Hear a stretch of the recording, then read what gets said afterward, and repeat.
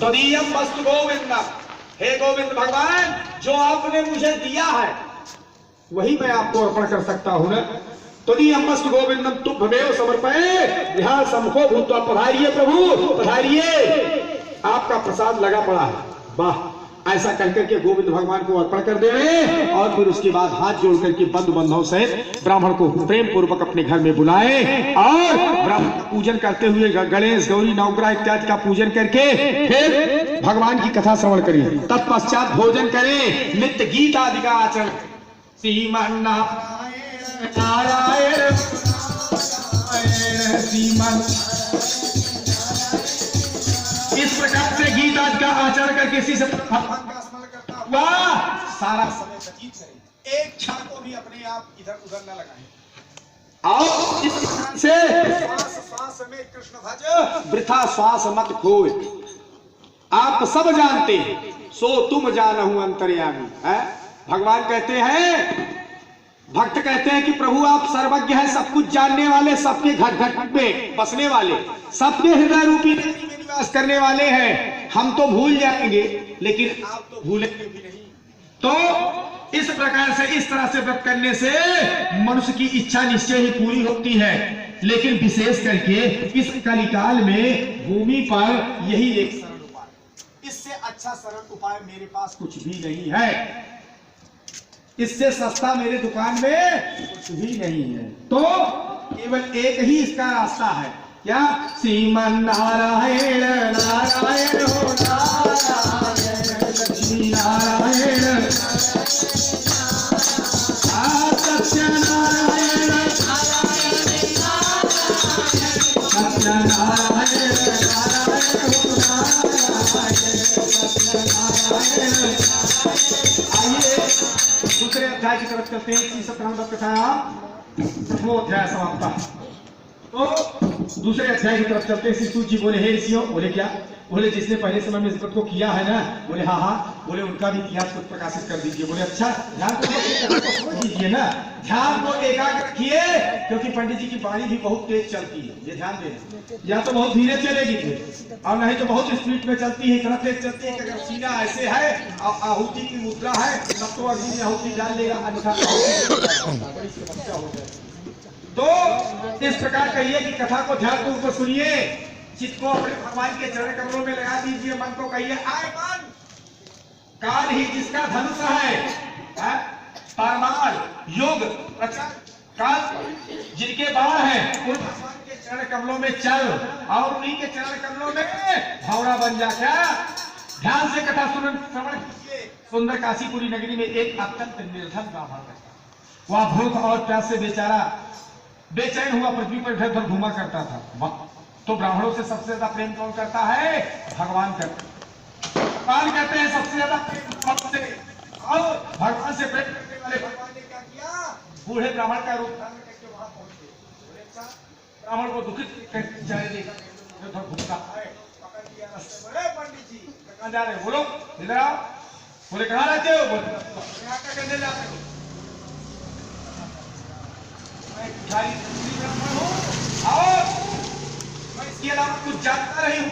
भगवान ने कहा, अरे ब्राह्मण, तू अपने भगवान को भूल गया, जिसने तुझे बनाया उसको तू भूल गया, जिन रचा शरीर तुम्हारा उसका क्यों नाम विसारा है?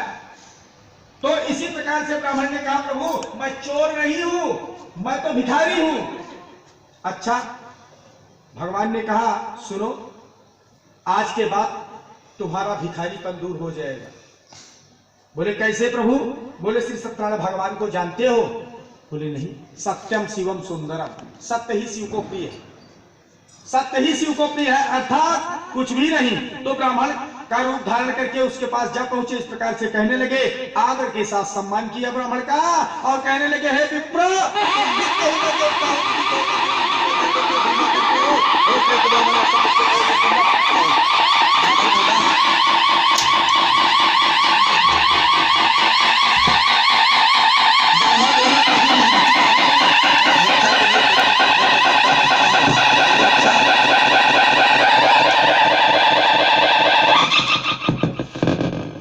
बोले शिक्षा के लिए पृथ्वी पर दर भटका करता हूँ, यदि आप इसका कोई उपाय जानते हैं तो कृपा करके बताइए।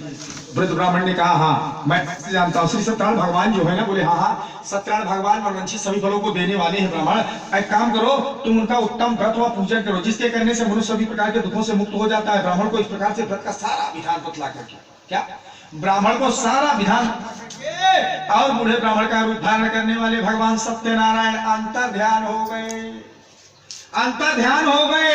और जिस व्रत को ब्राह्मण ने बताया था वह उसको अवश्य ही करूंगा, ऐसा मन में अपने संकल्प किया। जैसे आप लोग लेते हैं कहीं पर किसी घर देखा कथा होते हुए, मान लो यही कथा हो रही है, अब में विचार आ जाता है कि चलो पंडित जी की वाणी बहुत अच्छी है या बहुत अच्छा सानिध्य हुआ है, ऐसा सानिध्य हम अपने घर में सोचेंगे कराने के लिए। भगवान ऐसा ही सत्संग हम अपने घर में कराएंगे। या पनीर वाले के यहाँ बेचारे का कीर्तन था, उसी तरह से कीर्तन हम भी कराएंगे। उनकी घरवाली बड़ी अच्छी नाच रही थी, मैं भी उसी तरह से भगवान के चरण कमलों में नृत्य करूंगी। हो सकता है नृत्य करने से मेरा भी जीवन सफल हो जाए, मेरे बच्चों का जीवन कृतार्थ हो जाए है? तो उसी प्रकार से मैं वही फूल लगाऊंगी जिसकी खुशबू उनके घर में फैल रही थी, चारों तरफ उमड़ उमड़ के बह रही थी, वही लाके गुलाब लगाऊंगी मैं भी। तो उसी प्रकार से सोचता है ब्राह्मण को व्रत का सारा विधान बतला करके बूढ़े ब्राह्मण का रूप धारण करने वाले भगवान सत्यनारायण अंतर ध्यान हो गए। बोल सत्यनारायण भगवान की। तो जिस व्रत को ब्राह्मण ने बताया था उसको अवश्य करूंगा, निश्चय करने पर उसे रात भर नींद नहीं आई। रात भर बेचारा करवट बदल के रह गया, नींद नहीं आई। वह सवेरे ही बेचारा उठ गया। कैसे? जैसे कार्तिक मास में स्नान करने वाले बेचारे सुबह 4 बजे उठ जाते हैं, वाह ब्रह्म मुहूर्त में। और इसमें अनेक प्रकार से मदद करने वाले हमारे जैसे रेखा जी हो गई, और ये नाम तो हम किसी भी जानते ही नहीं है, और गायत्री जी हो गई, माता जी हो गई, और इसी प्रकार से रज्जू बहन जी हमारी हो गई, सुबह 4 बजे उठ के बेचारी प्रसाद बनाती है। एक एक कड़ी जुड़ी हुई है, एक एक कड़ी जुड़ी हुई है, तब जाकर के ये माला बनी। अगर एक कड़ी इसमें से हमने निकाल दिया तो ये माला खंडित हो जाएगी। इसी प्रकार से जितनी भी मूर्तियां हमारी आती हैं, इनमें से जो भी आप दर्शनार्थी जो भी आते हैं, आप दोनों तरफ आपको ले चल रहा हूं, जो भी मूर्तियां हैं हमारी आने वाली, उनमें से कोई भी खंडित हो जाए, टूट जाए, किसी प्रकार से ना आए तो हमको कितना बड़ा अपार दुख होगा। जैसे आप यहाँ दर्शन करने के लिए आते हैं, इसमें शंकर भगवान की मूर्ति निकाल दिया जाए तो आपके मन में खिन्नता बन जाएगी, खिन्नता बन जाएगी कि आज मुझे सबके दर्शन हुए लेकिन भगवान भोलेनाथ के दर्शन नहीं हुए। क्यों नहीं हुए? आज मैंने कौन सा ऐसा अपराध किया था जिसके कारण भगवान भोलेनाथ ने मुझे दर्शन नहीं दिया? अरे कुछ नहीं है, केवल मूर्ति निकाली गई है ना। अगर वो चाहते तो मुझे रास्ते में भी आके मिल सकते थे इतना, लेकिन हमारा प्रेम कहाँ है?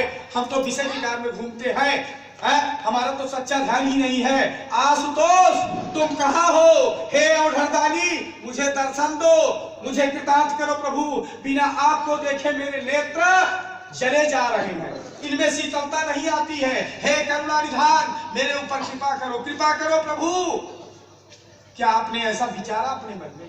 कभी नहीं, क्योंकि दर्शन किया और चल दिया नहीं।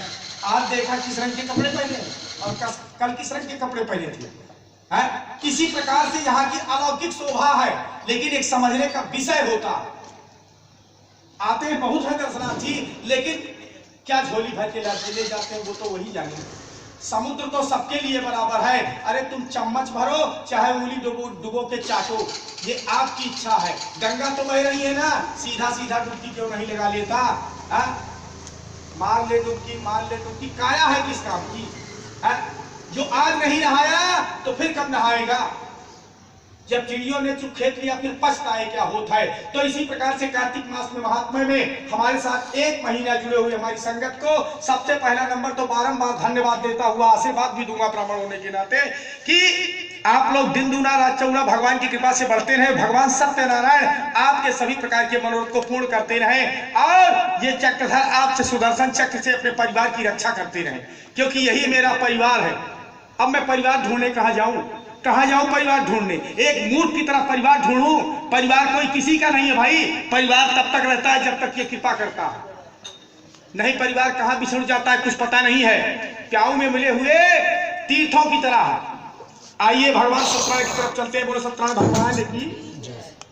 तो हम इन सबको धन्यवाद देते हैं, बेचारे लाला के रंग रंग के प्रसाद यहाँ बांटते रहे। और अब भैया देखिए, कोई जरूरी नहीं है मनुष्य ही गंगा जी में स्नान कर ले जाता है, देवता ही जाते हैं। जाने के लिए तो कौवा चील भी जाते हैं, लेकिन वो कभी कभी जाते हैं। जाने के लिए अनेक जीव जाते हैं पानी पीने के लिए, लेकिन अपनी अपनी वो बुद्धि है। तो इसी प्रकार से ब्राह्मण को सारा व्रत का विधान बतला करके बूढ़े ब्राह्मण भगवान अंतर ध्यान हो गए, और जिस व्रत को वृद्ध ब्राह्मण ने बतलाया था मैं उसके करूंगा, या निश्चय करने पर उसे रात भर नींद नहीं आई, करवट बदल बदल के बेचारा सवेरा कर दिया, और व्रत करने का अपने मन में निश्चय कर लिया, भिक्षा मांगने के लिए चल दिया, निकल पड़ा भिक्षा मांगने कि उस वृद्ध ब्राह्मण ने मैं उसको जो कहा था मैं उसको अवश्य करूंगा। इतने बड़े बुजुर्ग को यहाँ मंदिर में आने की क्या जरूरत है, लेकिन नहीं है। मैंने कान्हा से दिल क्यों लगाया है, या मैं जानू या वो जानू, अब इनका दिल लगा है तो मैं क्या कर सकता हूं। तो इसी प्रकार से देखो, इनको पता है कि जिसने हमारी शरीर को रचा है उसका नाम नहीं भूलना चाहिए। उस दिन से उसको भिक्षा में बहुत सारा धन मिला, जिससे कि उसने बंधुओं के साथ श्री सत्यनारायण भगवान का व्रत किया है, और इसके करने से इस प्रकार वह ब्राह्मण हर प्रकार के दुखों से छूट करके अनेक प्रकार की संपत्तियों से युक्त हो गया।